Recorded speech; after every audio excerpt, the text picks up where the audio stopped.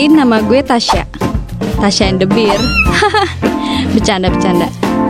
Umur gue sekarang 24 tahun dan dulu gue kuliah di salah satu kampus swasta di Jakarta Selatan. Jujur, waktu masih awal semester, gue masih sulit buat nyari mie ayam. Nyari temen maksudnya. Secara gue kalau nggak selevel mah, ya you know lah. Dulu waktu SMA gue dikenal sebagai anak gaul gitu. Jadi pas kuliah gue agak selektif juga buat milih tongkrongan. Jadi pas masih awal kuliah gue lebih nyaman temenan sama temen gue pas SMA dan nongkrong bareng mereka ketimbang sama anak-anak baru di kampus. Tapi pas mulai masuk ke semester 2 gue udah mulai nemu beberapa temen yang emang selevel sama gue, yang pasti gak malu-maluin kalau diajak main. Ya jadi kalau kita nongkrong gitu jadi kayak pusat perhatian gitu, karena kita girl and cool gitu. By the way, kampus gue deket banget sama mall. Jadi kalau habis balik kampus suka ngopi-ngopi dulu lah. Nah kalau malam gue sama anak-anak biasanya hangout ke klub. Tipsy boleh, hangover jangan. Asik. Dan sialnya lama-kelamaan gue gak bisa ngikutin lifestyle inner circle gue sendiri. Di sini gue sadar ketika gue terus-terusan ngikutin gengsi, hidup gue semakin tertekan. So, gue agak menjaga jarak dengan mereka.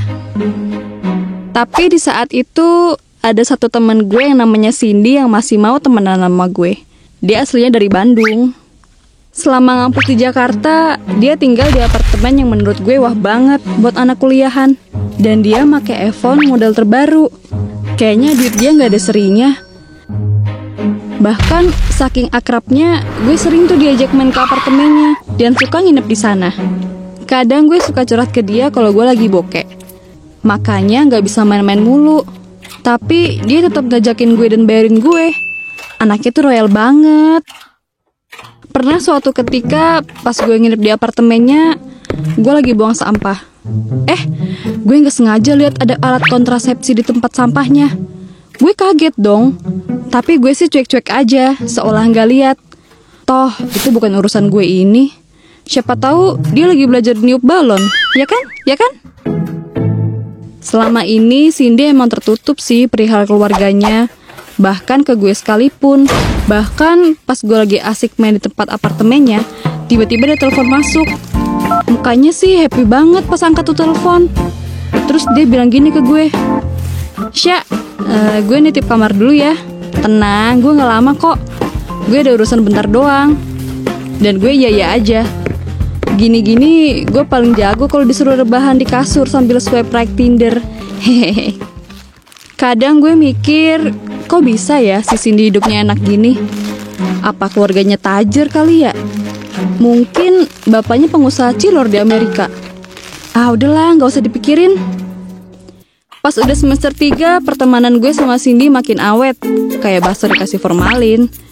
Jadi waktu itu Cindy ngajakin gue makan malam di salah satu restoran di mall. Awalnya sih cuma kita berdua. Terus tiba-tiba Cindy ada notif WA. Mukanya sih agak happy gitu.